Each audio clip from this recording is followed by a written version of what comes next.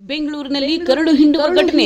ಶವ ನೀಡಲು ಲಂಚಕ್ಕೆ ಪೀಡಿಸಿದ ಸಿಬ್ಬಂದಿ, ಹಣಕ್ಕಾಗಿ ಆಸ್ಪತ್ರೆ ಆವರಣದಲ್ಲಿ ಭಿಕ್ಷೆ ಬೇಡಿದ ತಂದೆ ಭಿಕ್ಷಾಟ. ಬೆಂಗಳೂರಿನ ವಿಕ್ಟೋರಿಯಾ ಆಸ್ಪತ್ರೆಯಲ್ಲಿ ನಡೆದ ಈ ಘಟನೆ ಮಾನವೀಯತೆ ಮರೆತ ಅಮಾನವೀಯ ವರ್ತನೆಗೆ ಸಾಕ್ಷಿಯಾಗಿದೆ.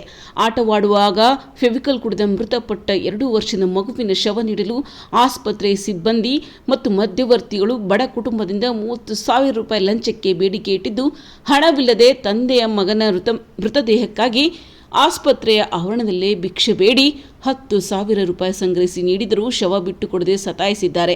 ಅಂತಿಮವಾಗಿ ಹಣ ಹೊಂದಿಸಲಾಗದೆ ಮಗನ ಶವವನ್ನೇ ಬಿಟ್ಟು ಕಣ್ಣೀರು ಹಾಕುತ್ತಾ ಹೊರಬಂದ ತಂದೆಗೆ ಪರಿಚಿತರ ಹಸ್ತಕ್ಷೇಪ ಮತ್ತು ವೈದ್ಯರ ಮೇಲೆ ಒತ್ತಡ ಹೇರಿದ ನಂತರವಷ್ಟೇ ಉಚಿತವಾಗಿ ಮೃತದೇಹ ಸಿಕ್ಕಿದೆ.